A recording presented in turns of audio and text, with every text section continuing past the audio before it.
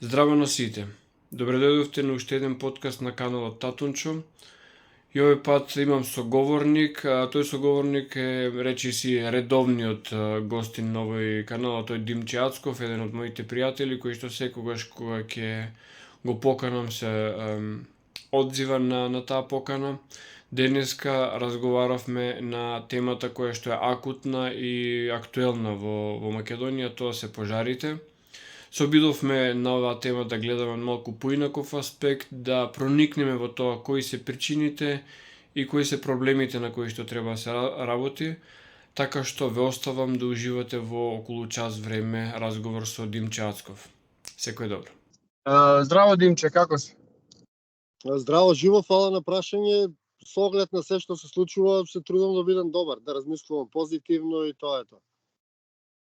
Така, јас и ти во многу претходни наврати си имаме договарано дека кога ќе има актуелни работи, ќе се слушаме и ќе се гледаме и ќе разговараме за нив, затоа што треба да се подигнува свеста, треба да се зборува гласно за проблемите, а за тоа гласно зборување треба да донесе и решенија.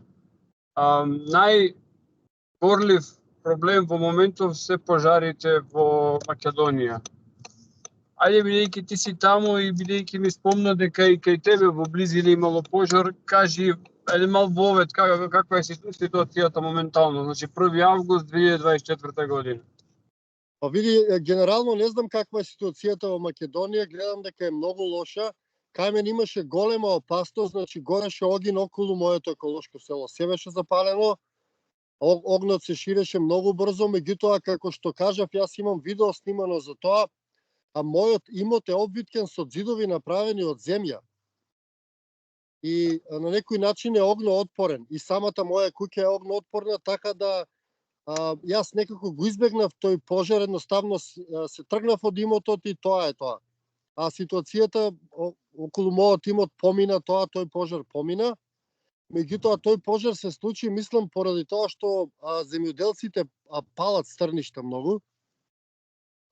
И мислам дека они предизвикуваат пожари. Моментално во Македонија има многу пожари. Меѓутоа во Македонија ситуацијата е малку чудна, затоа што одеднаш се гори и секаде. И тоа ми е многу чудно мене што се случува во Македонија и е страшно за природата. Ние моментално, јас исто и за таа тема зборував, се трудам да отворам. Ние во Македонија моментално имаме 23% на шума замест. Да, замислиш колку е тоа мало. Сега ќе биде многу помал кога ќе завршат пожари. Сега ќе се намали уште за неколку проценти таа шума, значи ние водиме некоја војна со природата, јас тоа така го викам. Ние водиме војна со природата, тој апарат држава или систем води војна со природата и луѓето не се свесни за таа војна и они доброволно се вклучуваат во таа војна. Например, косат, сечат. Замисли покрај сите вие пожари што се случуваат, додека ја и ти разговараме, има јадници луѓе сега што си окосат својот имот, што сечат дрва. Истовремено. Не се замараат едноставно, дека ние водиме војна со природата и ќе треба да прекинеме со тие навики, дека тие навики се уништувачки и дека тие ќе ни штетат само на нас, на никого друг. Дали има нешто друго во позадина или само таа обична немарност за која што не се сомневам дека е така, ние сме познати по таа немарност, демек после нас потоп. Дали освен тоа има, бидејќи на некои портали прочитав дека се пронајдени и буквално запаливи материи, односно резервари од запаливи материи на местата каде што е поминат пожарот. Види, во Македонија се случуваат огромен број на пожари, така да некои од нив се предизвикани од немарност, некои се предизвикани од падање на стрништа, некои се предизвикани од сточарите, затоа што кога ќе изгори шумата, сточарите добиваат плюс пасишта, а некои од нив се од таа мафија која што после тоа ќе гради. Например, во Велес пред 2 години имаше огромен пожар во близина на езерото Младост.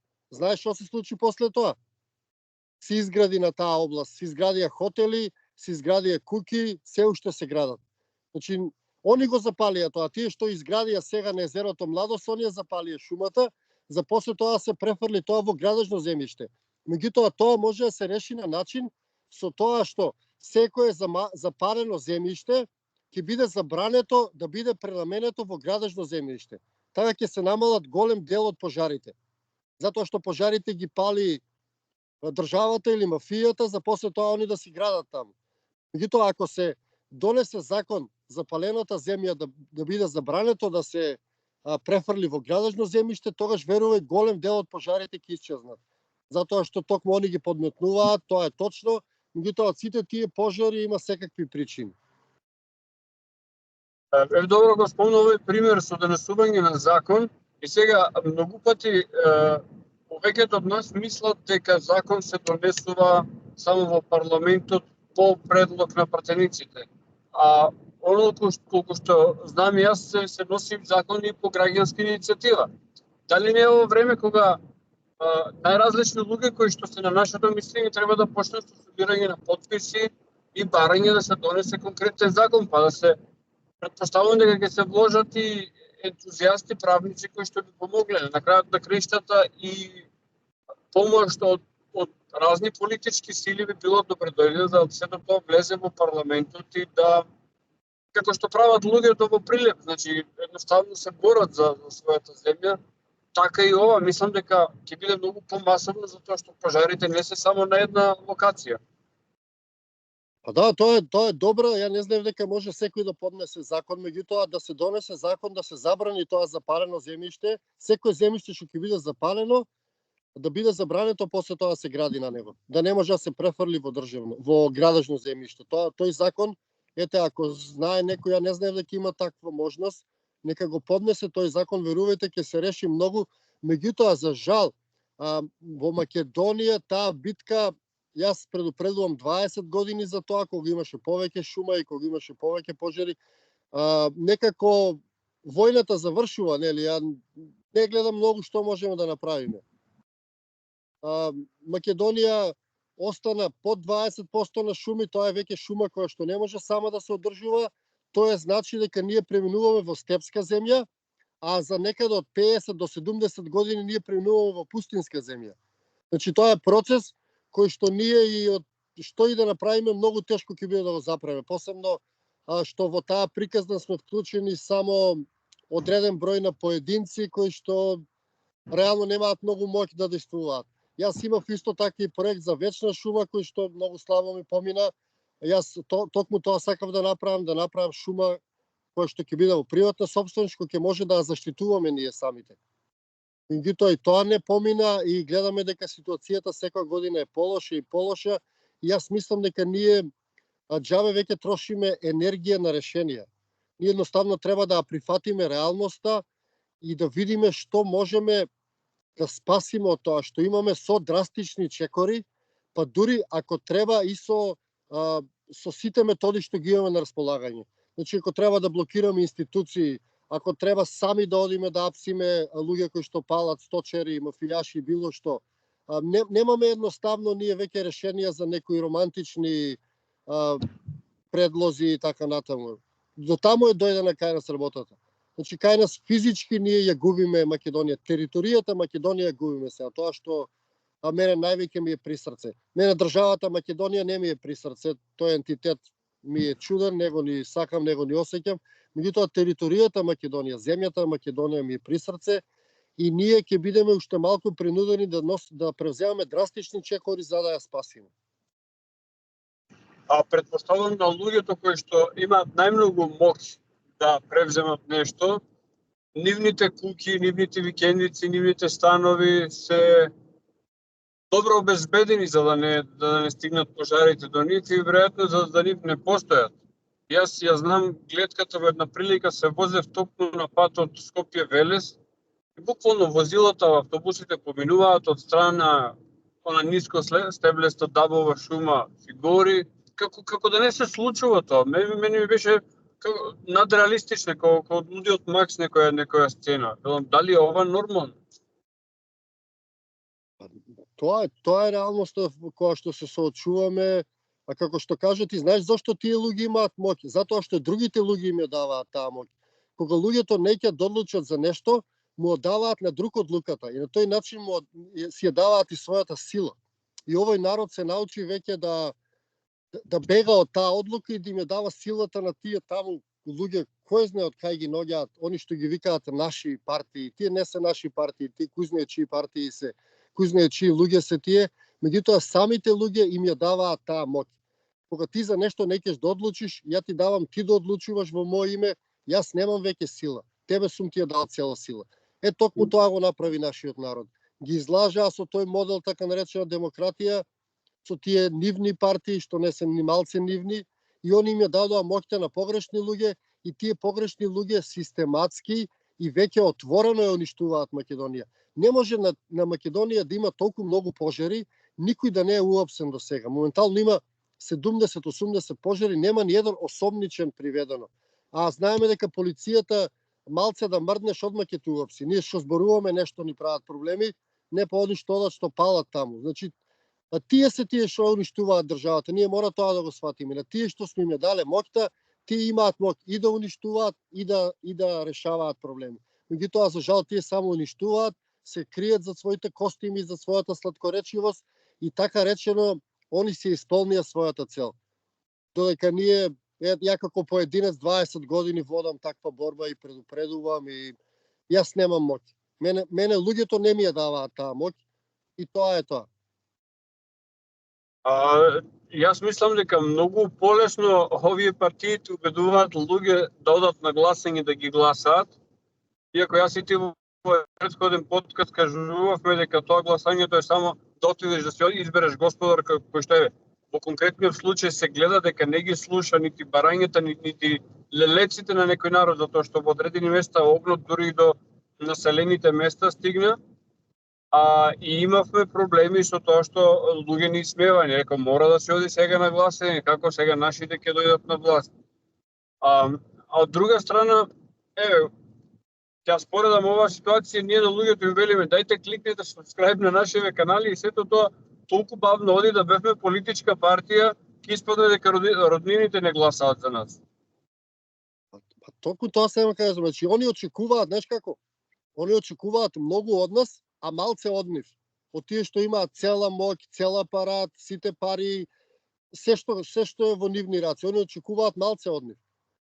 Не знам, тоа некој страф ли е, подчинетост ли, они не очекуваат од политичарите.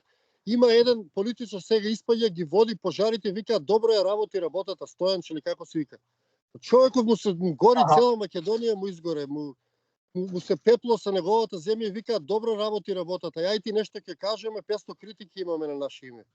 На Facebook па да не зборуваме колку не хейтаат. А нив ништо. Не разбираш, и токму тоа е така.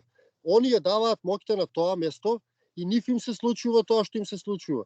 Најчесто им се случува на тие луѓе што тоа го поддржуваат. Значи, сите луѓе се соучесници во ова што случува во Македонија. Но на некој начин се соучесници, таа е реалноста.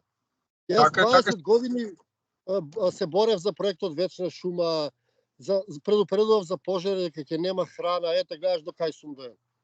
Немам некоја моќ голема, онака имам некои следачи, некој Facebook канал, кој твојот среден некој канал и тоа е тоа.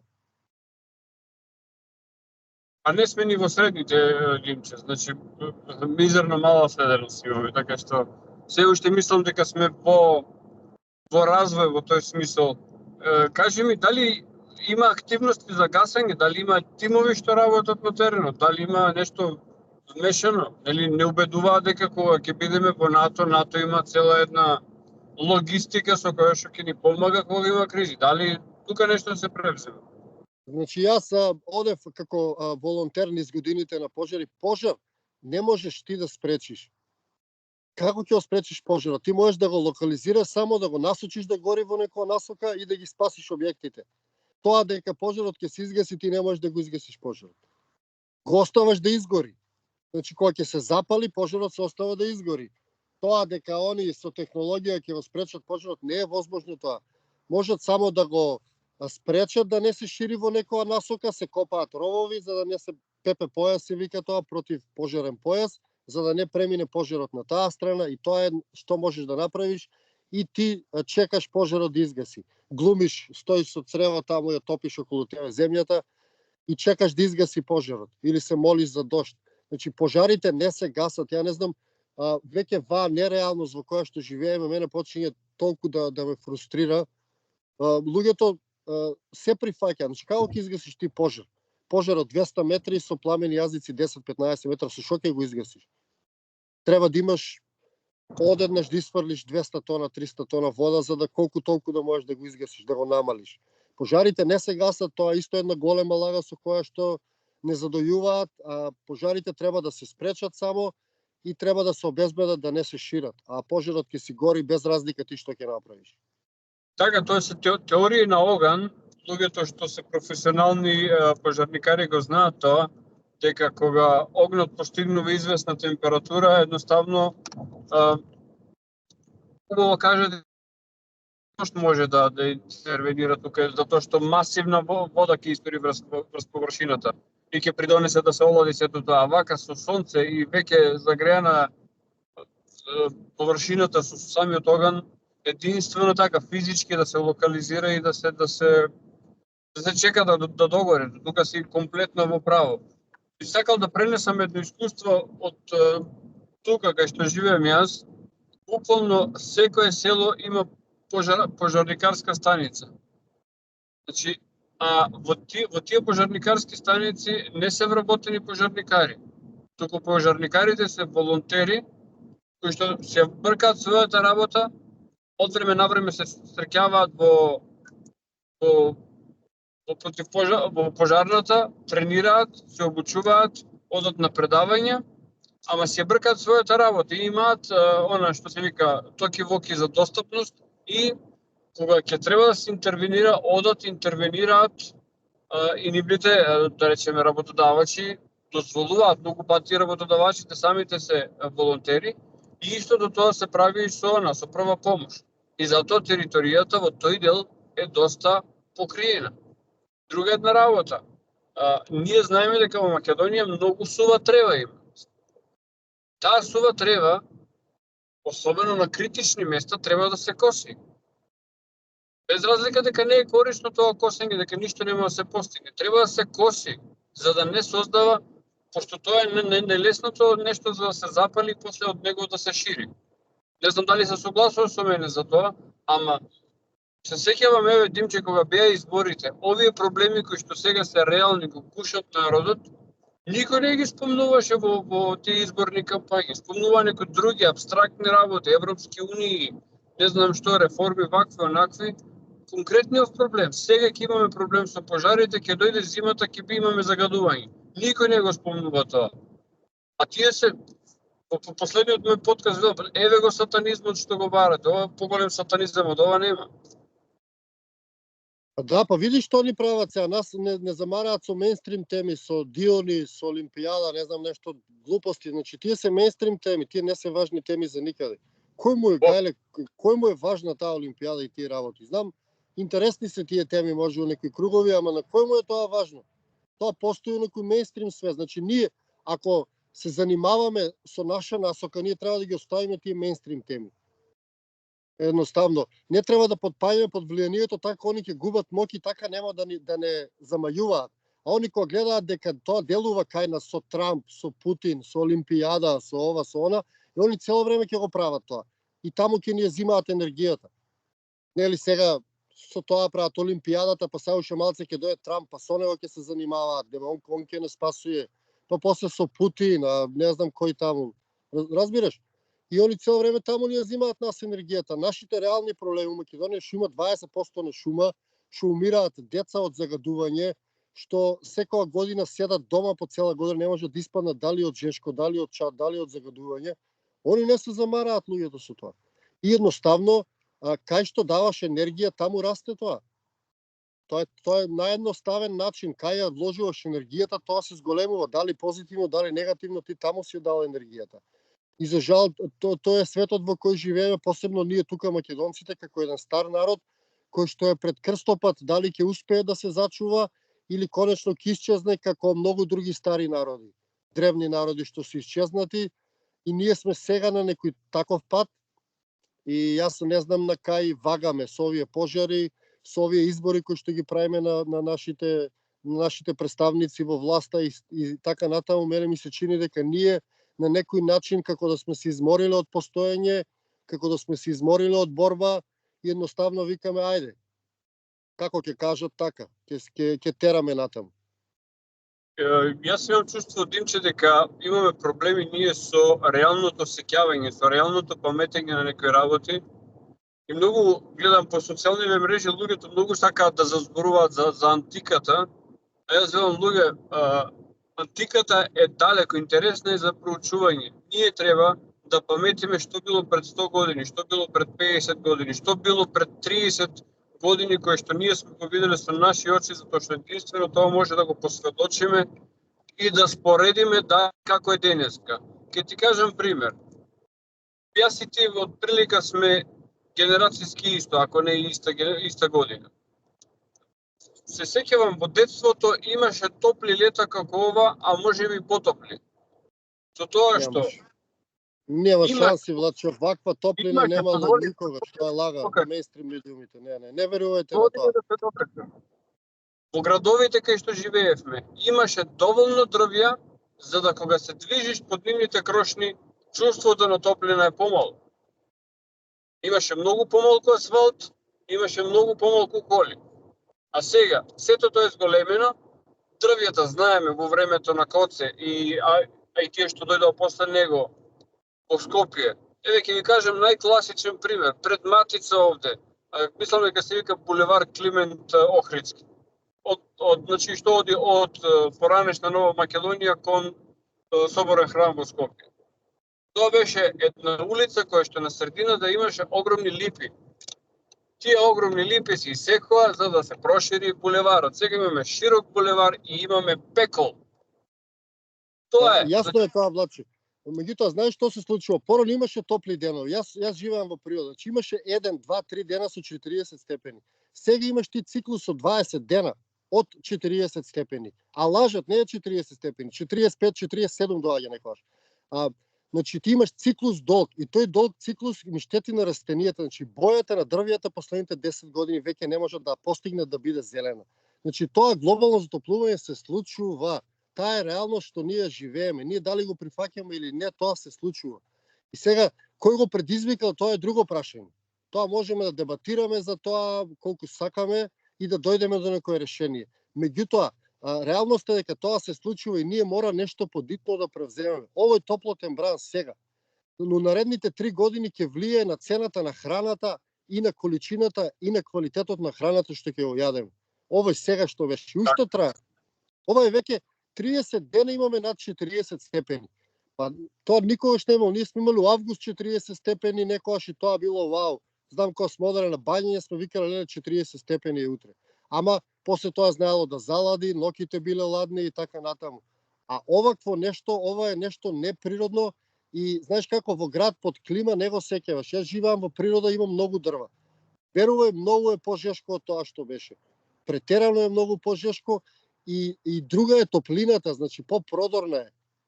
Не е таква топлина да можеш да ја истрпиш, попродорна е топлината. И ние мора и со таа реалност да се занимаваме порано или подоцна. Не јас, што можам ја да направам уствари, јас само се силам и луѓето кои знаеш што си мислат, ништо не можам да направам. Меѓутоа општо целиот апарат, сите луѓе треба да почнат да се занимаваат со тоа затоа што немаат многу време. Ја истото го зборував пред 10 години и работите што мислев дека ќе бидат по 50 години дојдоа сега. Ја мислев дека нема да ги дочекам овие работи. Ама еве, ги дочекав и тоа ги дочекав во полна младост. И веќе се случува. Да. И знаеш што е голем проблем? Да видиме реалноста, значи. Се потешко ни е да видиме реалноста, без разлика колку сме просветлени, продуховени, паметни, интелигентни. Ние сите имаме проблем да видиме реалноста. Но, например, види реалноста во која што живееме. Не можеме да ја согледаме. Ја не можем да ја согледам, не можем да видам. А живеам на чисто место, се трудам да имам чисти мисли и па ми е тешко. Значи, ние имаме проблем да видиме реалноста, зависимо од секакви информации, зависимо од секакви центри на енергии и на крајеви ни се прави хаос во главата и не можеме да видиме реалноста. И затоа може мислиме дека не се случува ништо лошо. Ама убаво кажа ти тоа, дека имаме најразлични загадувачи на мислата пред се, за да се занимаваме со тривијални работи наместо со суштинските проблеми. И тоа е сериозен проблем.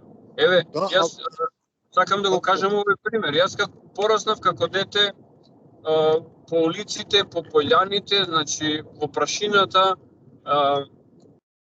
изложен на сонце, поцрнувавме секое лето и максимум ќе се случеше на почетокот првите денови кога ќе почнеме да се изложуваме на сонце, навечер бабите да не намачкаа со кисело млеко за да ни помине побрзо и толку.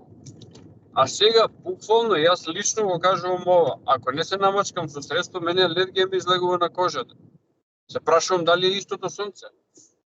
Па тоа ми е моето, значи промената се случи. Сега ние што не можеме да ја прифатиме и нашето его, нашата тврдоглавост што не оттрга од тоа е друго прашање. Меѓутоа ние имаме, пак ќе кажам, голем проблем да видиме реалноста. Сите тие духовни учења, цел тој апарат државен, сите религии, сите нас не замајуваат. И ние не можеме да видиме реалност. Не можеме да видиме што се случува за да може да детектираме кај е проблемот, за да може да реагираме. Меѓутоа, верувам, што можам јас да направам како поединец? Што можеш ти да направиш? Можеме нешто да направиме ако се здружиме, ако имаме некои средства, па да почнеме да градиме некоја приказна, па да имаме време за тоа. Меѓутоа, вака на трчање, фатени на препад, секој на своја страна, ние веќе немаме ни многу можност да направиме нешто. И таа е реалноста која треба да видиме, и од таа реалност, и од таа наша слабост, која ќе ја прифатиме, треба да проникне нешто. И тука треба да направиме промена. Тука, од таа наша реалност, од таа наша слабост. Додека ние мислиме дека можеме кој знае што да направиме, ништо не правиме реално. Ама кога ќе ја прифатиме реалноста, тогаш ќе почињаат работите вистински да се менуваат. Затоа што јас сум човек кој што сака вистински промени. Јас долго време се занимавав со тие така речени духовни движења кај што го перат мозокот дека се е во ред, дека ти треба да мислиш позитивно и кој знае што ќе се смени, разбираш? А светот оди се на полошо. И сега јас со тоа моје искуство сватив дека ние треба да ја гледаме реалноста и само реалноста и така да делуваме. А за историјата, тој што контролира историјата, ја контролира и сегашноста. Тоа нели Орвел го кажал и тоа е точно. И тоа е дел од борбата, меѓутоа фокусот треба да биде на денешницата.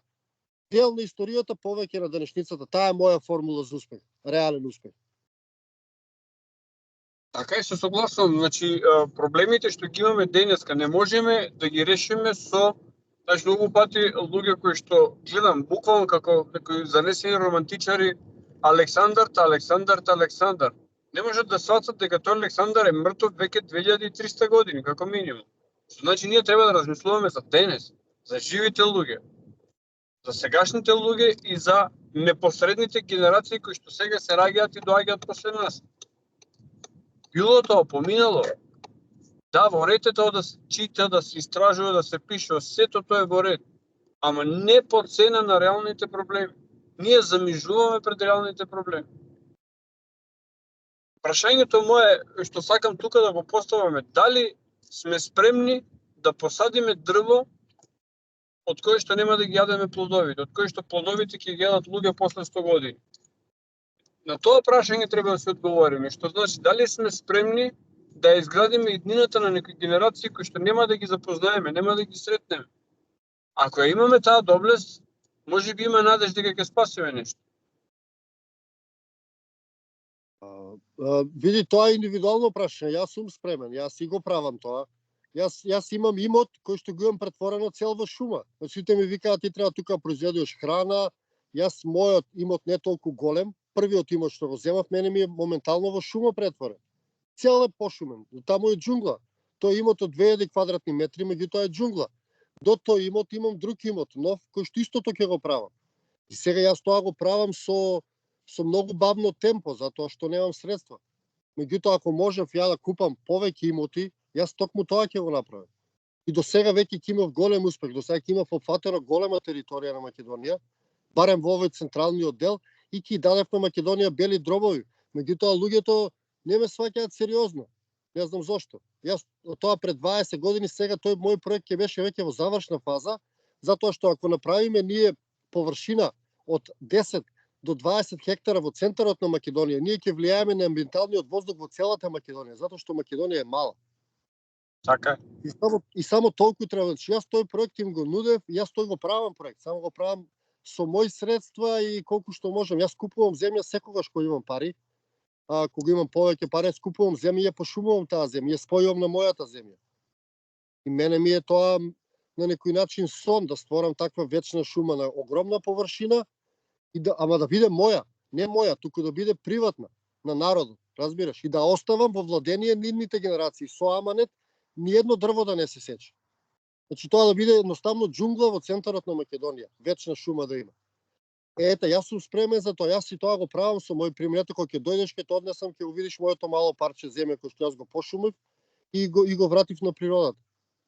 И јас сум спремен, ќе ги прашаме луѓето. Се извинувам, кога ќе заминеме ние од овој свет, шумата ќе остане тука. Нема да замине со нас. Така, јас токму тоа сакав. Например, ако е шумата приватна, они после тоа ќе оставам аманет да не се сече. Да има само собственици да се предаваат натаму. Тоаш државата нема да може да дојде да ти сече, да ти уништува. Ама државното земјиште они порано или подоцна ќе го сечат, дали за фотоцентрали, како и викаат тие, за струја, дали за ветерници, дали за рудници, ќе ти ги сечат. Меѓутоа, ние ако ги престасаме нив и ги зебеме, кој што викаме повелешки, да им ја купиме земјата, доека беше ефтина, доека беше многу ефтина, кога ја апелирав да купиме огромни површини на земја, ние ќе бевме еден чекор пред нив. Тоа беше многу добро решение кое што јас го нудев, иако сум јас поединец, не сум член, да го нудеше тоа решение некој човек со титула или некоја академија, сега тие се популарни, многу луѓе ќе се уклучат во тој проект, тој ќе беше до сега веќе завршен. Види, Лимче, го гледав еден исечок од едно твое интервју, каде што велиш на што не учат во школа. Скоро го имаше објавено и значи комплетно се согласувам со тебе дека треба да бегаме од се она што не учат во школа, затоа што таму не учат на најпогрешните работи кои што можеме да ги научиме. Значи не учат како да бидеме робови и ништо повеќе. Така. Јас тоа го земам пример. Да, кажи. Ќе се потсетам на една моја професорка, наставничка, односно по биологија, во 5-то и 6-то деление вика, ај набројте ми штетни животни. И ние деца, кога деца ќе почневме волк, гавран, глушец, не знам што, вика, ова сте го кажале сега и никогаш повеќе. Во природата евентуално штетно животно може да е човекот. Се друго природата создала затоа што е потребно. Така, да. Така. Па види, јас тоа го земам од мене пример. Јас кога живеев во градот си размислував за себе си. Како да направам пари, да си купам кола, да си купам поубава гардероба, патики да си купам. За тоа размислував. Значи, тоа ме учеше мене системот, тоа ме научи мене школството, тоа ме научи тие примери. Меѓутоа, кога се префрлив во природа, почнав да размислувам за општото добро, за природата, за човештвото, за воздухот, за птиците, за се и се што. И јас тога сватив дека тоа што научи школото, те учи тоа. Да бидеш дел од тој вирус, единка од тој вирус кој што уништува планетата. Значи, ние сме вирусот, а ние сме клетките во вирусот кој што уништува планетата. И тоа те учи системот или школството. Колку и да звучи тоа грубо, таа е реалноста. Тоа не учат во школа, да бидеш себичен, да направиш пари, да се обезбедиш. Зашо да се обезбедиш? Зашто? Не го разбирам тој момент ја. Зашто да се обезбедиш? Еве периодов ги имавме примерите. И Рокфелер, Дейвид Рокфелер, и ове баронот Ротшилд, како се викаше, Джейкоб, и Берлускони, значи луѓе кои што имаат многу пари, милиарди, замина. Значи ги направиле милиардите, беа едно време напишани на нивно име, свакаш заминуваат луѓе 3 метри под земјата, толку. Нема милиардите стануваат тука. Тоа ти учи системот, Значи да бидеш себичен и да правиш пари затоа што него тоа му одговара. И нормално дека он ќе те учи. Ние треба да не го гледаме, да не го хейтаме системот, да го мразиме. Треба да го сватиме како таква единка која што се грижи за себе. Едноставно ние не треба да учествуваме во тоа. Ако сме ние свесни, не треба да учествуваме во тоа. Додека учествуваме, исходот не може цело време да правиме исти работи, а да очекуваме различен резултат. Не може. сите правиме исти работи со повеќето луѓе, ја го сменив се што знаев, сменив. Луѓето ги прават истите работи, очекуваат различен резултат. Исто ќе биде луѓе. До година ќе има повеќе пожари, после тоа ќе биде уште позагадено и така натаму и така натаму. Џабе вие колку сакате мантраите и размислувате позитивно, таа е реалноста. Кога вие ќе направите реална промена, тогаш ќе почнат да се менуваат работите реално. Тоа е тоа. Убавите работи. Овие работите од системот им се дадени убави имиња и затоа ние мислиме дека тоа е големината. Например, системот се вика цивилизација, така? И се вика, цивилизирано, тоа е добро. Чекај, размислете што значи цивилизирано. Значи град, затворен простор, по кој што се случува на исто место. Додека луѓето што биле порано номади или што биле слободни, или живееле во село од разбиен тип, тие не можеле да бидат само на едно место, затоа што можеби некогаш патувале по храна и по различни километри, додека во градот имаш се на едно место. Значи и храната, ама и фекалиите и изметот се на исто место, и тоа треба да биде, нели, цивилизација, тоа треба да биде врвот. Затоа што има убаво. Јас тоа го кажам, каква е таа цивилизација? Ти стануваш са бајли, гомното си опушташ у најблиската река и тоа го викаш цивилизација. Ја тоа го кажам, че 50 луѓе са бајли у Велес, гомното ги пуштаја у најблиската река и они за нив е тоа цивилизација. А ова тука, јас што го живеам, кај што јас одам во компостен тоалет, кај што ги правам сите работи, во им е нив диво, не убаво, а нивното е цивилизирано и убаво. А обратно, освен термините, длабоко во суштината, ништо што прават луѓето нема корист. Ни за планетата, ни за енергиите, па ни за Бог. Едноставно тоа е. Они ги прават тие работи од себични причини и тоа е тоа. Меѓутоа, секој си има свој пат, свој избор и тоа е тоа. За пожарите треба да сите да се сплотиме на некој начин, да создадеме нешто реално, да се спремаме уште од зимото за летото и да се вратиме на таа тема, ја мислам тоа е решението. Да, јас мислам дека сега пожарите се акутен проблем кој што треба да се решава и сега кој што може некако да помогне, дали со активност, дали со донација на вода или на не знам што е потребно таму каде што буквално гори и треба да се интервенира, да се направи, но акутниот проблем е тоа, мораш да не се ни лечи, туку се залечува во моментот. Хроничниот проблем треба да се лекува со превенција. Сега, бидејќи сега е август и на овие топли температури, никој не размислува дека во ноември, декември, јануари ќе дојдат магли, ќе дојдат ниски температури, ќе дојде загадување. Сега е моментот да се размислува за тоа и да се види што треба да се направи. Така е. Јас се согласувам со тоа, меѓутоа пак ќе речем, тоа е проблем со перцепција на реалноста.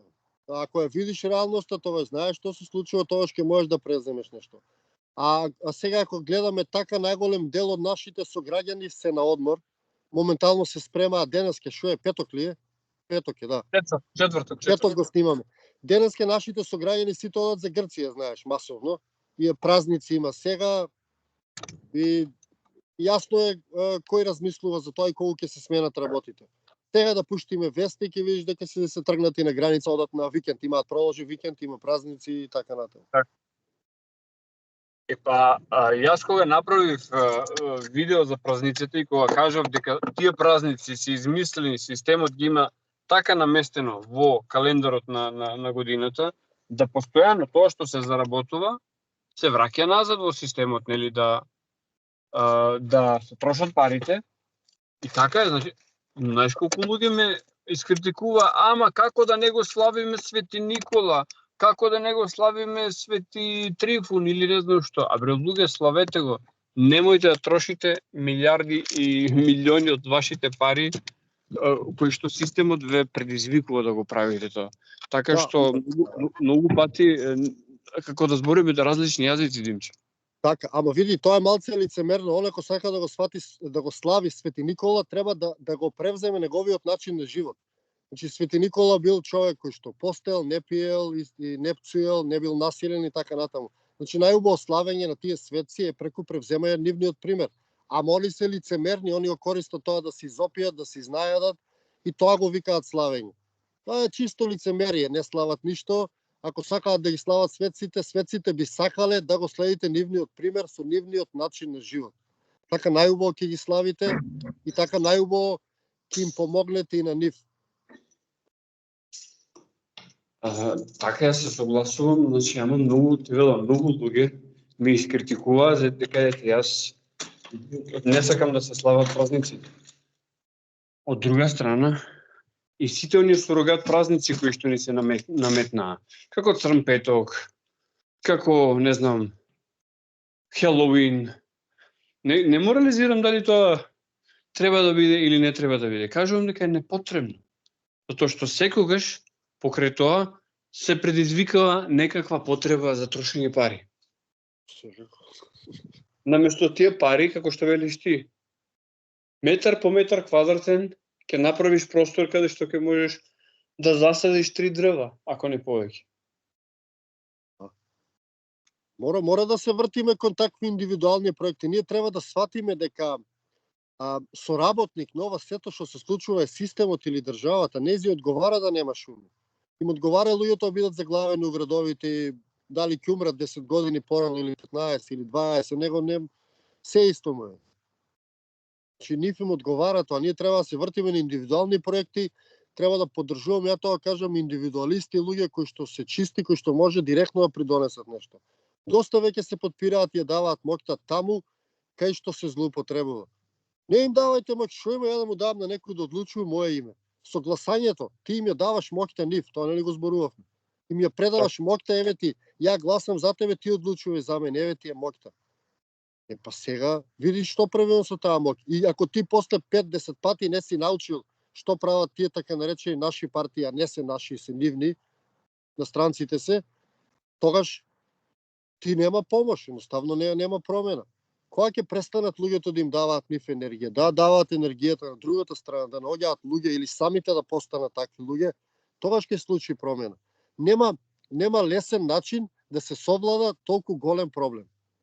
Нема лесен начин, без разлика што сите духовни учења тоа ни го продаваат, седни, медитирај, прај ова, прај оноа.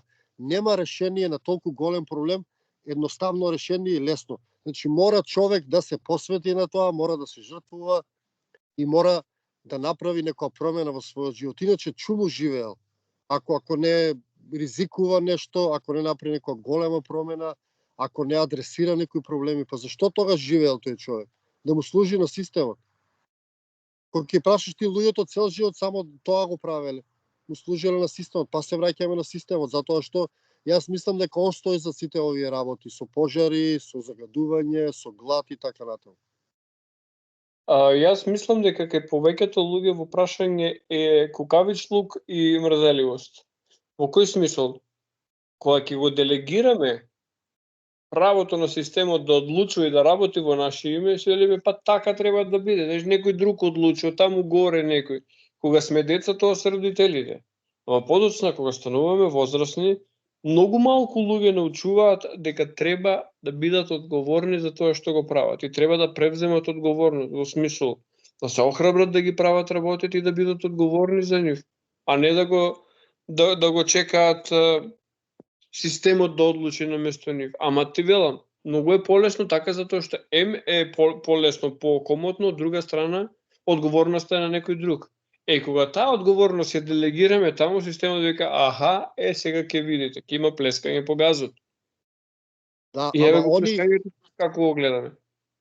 така, ама они си ја даваат моќта, они секој има моќ. И они доброволно си ја даваат својата моќ.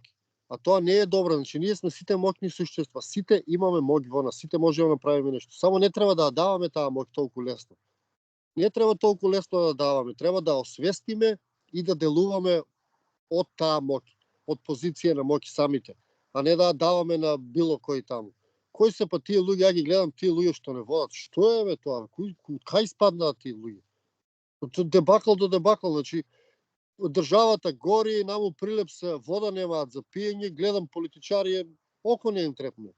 Ќе дадат некоја изјава и кој знае као одат после тоа, јадат, пијат некаде, шетаат. Многу ми е чудно ето тоа. Многу интересно се гледаат нивните имотни листови, Димче. луѓе кои што се Леле, што е тоа, стварно? Ја гледам ми минат некои информации, па тоа е лудило. Тие пари најголемите газди у светот не ги заработуваат, ги немаат у кеш, у имоти, разбираш? Тоа е чудо некое, да. Колку многу пари имаат. Ете се гледа кој е нивниот господар, потоа се гледа на кој они служат и кој е нивниот господар. Тоа се ние кога растевме ги викавме кремчиња тие. И од секојаш Така. бевме у некоја војна со нив. Тие таквите татини синови викавме кремови, севеа дотерани, се они сите проблеми ги правеа, они не шпионираа нас и се така натаму. И бевме поделени. И сега ги гледам тие така наречени кремчиња што ги викавме, сега они владеат. Појма немаат од животот, омете владеат. Некој ги ставил таму и цел механизам е на располагање. И сега ние треба од нив да очекуваме промена. Не забркавајте, луѓе. Бидете сериозни на таа тема. Ќе видам вие што не водат, викам, вие очекувате сега од овие нешто да направат, да смислат. Па нема теоретски шанси. Они може да прочитаат нешто што им е дадено и тоа е тоа. Ама мојот став за тие амерички и странски партии од секогаш го кажувам е јасен. Така да нема тука ништо ново, а луѓето се надевам ќе променат нешто кај нив во тој став. Главна карактеристика која што мораат да имаат луѓето кои што се плеткаат во тој систем се алчност и неспособност. И затоа ние имаме нели беби министри, луѓе на кои што прво вработување пратеник министер, советник, затоа што влегуваат во таа категорија, алчни и неспособни. Способен човек како прво ќе рече чекај јас ако се зафатам со таа работа може ќе бидам неуспешен, па може ќе ме критикуваат. Луѓе со ум размислуваат, овие не размислуваат и затоа влегуваат во тоа и после ќе им дојде, нели? Океј тоа, значи да, они си ја избрале таа кариера. Мене ме чуди како луѓето очекуваат од нив да направат нешто. Значи нели го гледаш испанал пред тебе, како очекуваш од тој човек цел живот се возел со кола, јадел у ресторан, татко му бил богаташ, нема ништо видено од реалниот свет, онда ти ги реши тебе проблемите. Ти елитисти, кремчиња што ја ги викам. Значи мене тоа ме чуди. Како очекуваат од нив да им ги решат проблемите. Тоа е малце за мене, тие луѓе се луди. Ти ја да очекувам од сегашнија вие што не владаат, кои сте таму, не знам, веќе по 100 пат се сменија, тие да ми сменат нешто да решат. Па ништо нема да решат. И нормално дека ништо не се решава, затоа што не можат они да решат. Не знаат да решат. Они од секогаш биле настрана од овој свет, настрана од овие случувања. Они немаат капацитет да решат нешто. Они имаат капацитет да изгледаат добро и да зборуваат ги учат. И тоа е тоа. Тука завршува нивната можност. Натаму немаат они можност да решаваат ништо. И не знам како луѓето очекуваат од нив да решат нешто. Мене тоа ми е чудно. И упорно очекуваат. Ајде сега вој ќе реши, ајде ној, ако ќе видиш како брат на брат се, кој јајце на јајце сите. И исти флизури имаат, и слични костими носат, и слични саати носат, и слично зборуваат. Викам, луѓе, како истите луѓе скоро горе-доле се што владаат од секогаш и нормално ќе нема промена. Ајде, една работа. Која е потребата, неве нашиот нов премиер да има, која е потребата да се има саат кој што чини 80.000 евра? Не знам. Абе види, многу тој саат од 80.000 евра него му е нормално. Со неговиот свет од секогаш се носеле такви саати. Ме разбираш? Он нема допир со оваа реалност. Ние што живееме сите. Нема допир, они читаат готови изјави. И они се вешти говорници. И тука ги бираат они. Он тоа знае. Он да му кажеш ти дека луѓето немаат да јадат, него тоа му е чудно, он мисли дека лаже. Имаат, ќе рече, како може немаат. Многу е чудно тоа. Таа потреба него му е нормална. Сите у неговото колено носеле такви саати од секогаш.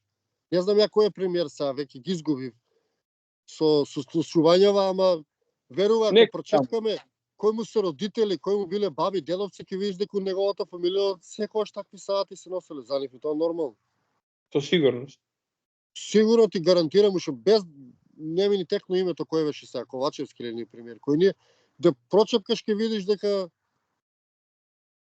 сите у неговата фамилија се богаташи. За нив е тоа нормално, он не знае дека луѓето за некој чудно тоа 80.000 евра. Појма немаат они. Како ова последната француска кралица кога и рекле демек ваше височество народот нема леб да јаде, тоа рекло па нека јаде колачи, нели? Така, да. Ама види, таа е реалноста, значи ја и ти да сме у тој филм, нас да не возат со коли, да јадеме по ресторани, сите да ни се додворуваат, да ни зборуваат убаво, и ние за година-две ќе изгубиш контакт од реалноста. А они се така родени. И нормално е да тешко да имаат допир до реалноста. Си за, Така ти за е кратко некој време се софтвер. губи. И мене да ме ставиш така да живеам, ја ќе заборавам за неколку години, ако не сум се родил така. А они, Така. голем број од нив се родени така. Ама имаат тек тук некои у нивните редови, што го знаеме дека од народот да личи таму го ставаат да стои зад нив, разбираш. Никога за ништо нема да одлучи тој, ама тука е некој се мотка. Така корисна будала тоа му доаѓа. Па да личи некој да речете, еве, не се сите такви богаташи, има по некој од народот наш тука. Така Димче, ајде да го завршиме муевето нешто малку поведро. Комплименти за Што да последните. најдеме владче ведро, што да се правиме и ние кои овие духовни луѓе, се смееме сега со Зорле. Мене ми се плачува, да ти кажем искрено, ни ми е до нешто убаво, значи во што се случува е многу лошо. И ја единствен одговор на тоа имам како да се осеќам. Разбираш? Не можеме да влегуваме сега ние да не ја прифаќаме реалноста. Тешка е реалноста и мора да се носиме со неа, каква е таква е. Ама Реалноста е таква и на нашите канали се случуваат работи, се случуваат видеа во кои што се зборува за таа реалност и оно што го зборуваш ти, инерцијата кај луѓето, неприфаќањето на реалноста е страшна. Тоа што како навреда го чувствуваат кога ќе им кажете луѓе тоа што ви го обседнува вниманието, а не е вистински проблем, не треба воопшто да трошите енергија на него. И како што кажате, лавина од коментари и од хейтање ќе се случи за да те убедат дека ти грешиш. И да. А воиш како- има 100 пожари, ваму ќе викаат добар човек, ќе ве работи човекот, има 100 пожари во државата, вика добар е, го бива. Стојанче, како си тој, 100 пожари имаш истовремено. И за него ќе викаат добар е, а ја ти нешто ќе кажам, ама многу, значи знаеш како јас скроз нов сум у сето воа и многу брзо ги надминав, оно скроз ги батали. Ич не ме интересира. Ич не ми е гајле едноставно. А некој нешто блокирам, не влегувам, не можам да се замарам веќе. Оди таму насочите таа негатива кај што е реалниот проблем што кај нас. така, Тоа е така. тоа. Во секој случај сакам да кажам дека ги гледав последните неколку видеа, значи комплименти за твојата работа. Каналот се развива, гледам дека и со бројки растеш, така што моите комплименти за тебе и јас секогаш со задоволство кажувам дека растењето на другите ме прави поголем и мене, така што сакав да кажам дека ми е мило како во правецот во кој што се развива твојот канал.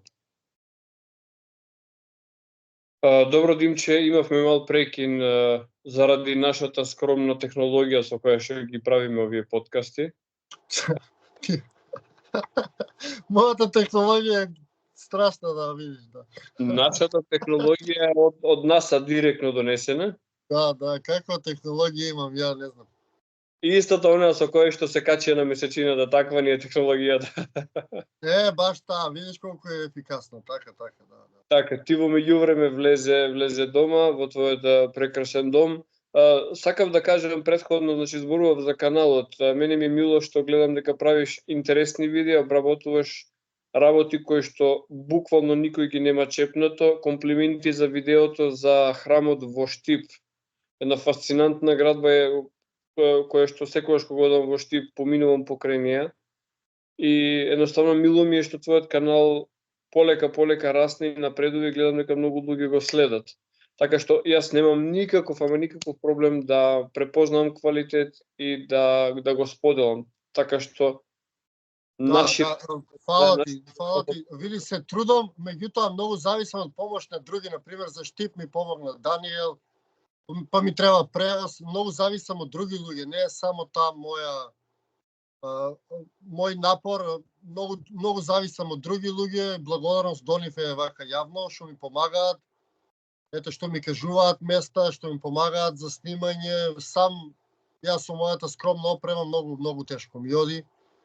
Меѓутоа со помош на пријатели, да, ја вака јавно да им заблагодарам што го спомна каналот и мислам дека ми оди добро и мислам дека ќе ми оди уште подобро, затоа што планирам да исчепкам се што има кај нас, се да исчепкам. Да го има на YouTube, да. Така, ти си таму на терен и затоа ја имаш таа можност да ги истражуваш тие работи. Од друга страна, јас ќе ги правам овие подкасти, значи луѓе како тебе ќе гостуваат, ќе ги разработуваме темите, ќе чепкам јас некои работи кои што повеќе ги има по книгите наместо на терен и така што јас мислам дека ваквите канали ќе се надополнуваат. Јас мислам дека видов и еден сличен канал кој што сега е во зародиш.